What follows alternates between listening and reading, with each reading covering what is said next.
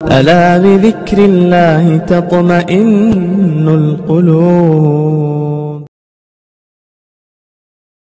ایک صحابی آتے ہیں اور وہ کہتے ہیں یا رسول اللہ صلی اللہ علیہ وسلم میرا دل چاہتا ہے کہ میں آدھا وقت اپنا کام کروں اور آدھا وقت جو ہے آپ پر درود بھیجوں۔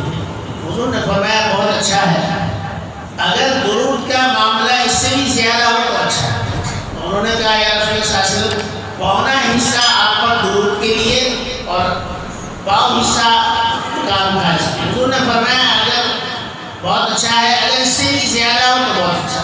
انہوں نے کہا یا رسول اللہ صلی اللہ علیہ وسلم جو کام کا وقت ہے پورا کا پورا آپ پر درود کے لیے اور باقی جو ہے میرے پاس کوئی وقت ہے نہیں، پورا آپ پر درود شریف پہنچانے کے لیے میں رکھتا ہوں۔ تو حضور نے فرمایا بہت اچھا ہے، انشاءاللہ تعالیٰ اللہ تعالیٰ آپ کے کاموں کو بغیر کیے بنا دیں گے، یعنی پورا کر دیں گے۔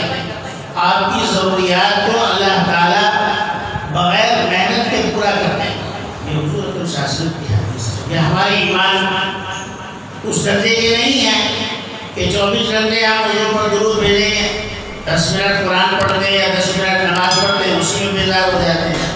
یہ تو صحابہ کا ایمان تھا۔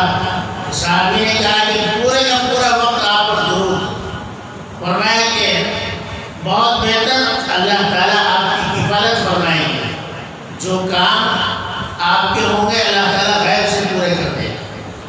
یعنی حضور کا درجہ اتنا بڑا ہے کہ 24 گھنٹے بھی اگر ہم آپ پر درود بھیجیں تو بھی ہم حضور صلی اللہ علیہ وسلم کا حق ادا نہیں کر سکتے۔